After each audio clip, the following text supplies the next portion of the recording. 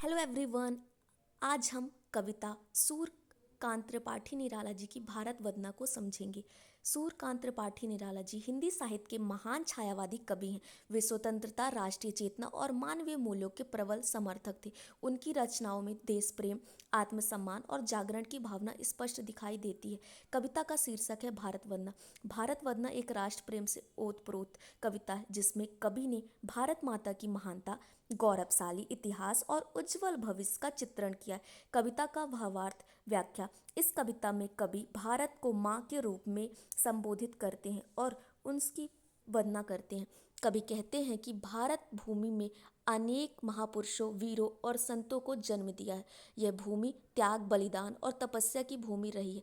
कवि भारत के गौरवशाली अतीत की चर्चा करते हैं और देशवासियों को अपने कर्तव्यों का स्मरण कराते हैं। वे चाहते हैं कि भारतवासी आलस, अज्ञान, पराधीनता की भावना को छोड़कर जागृत, एकजुट और आत्मनिर्भर बने।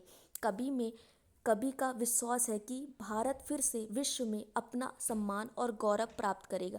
इसके लिए आवश्यक है कि हम राष्ट्र प्रेम, परिश्रम और एकता के मार्ग पर चलें। कविता का उद्देश्य है देश प्रेम की भावना जागृत करना, भारत के गौरवशाली इतिहास की याद दिलाना, राष्ट्रीय एकता और आत्मसम्मान को बढ़ावा देना, भारतीयों को जागरूक और कर्तव्यनिष्ठ बनाना। प्रमुख विशेषताएं: भाषा सरल, ओजपूर्ण और भावनात्मक, राष्ट्रभक्ति से ओतप्रोत, भारत माता का भावनात्मक चित्रण, प्रेरणादायक और जागरण की भावना।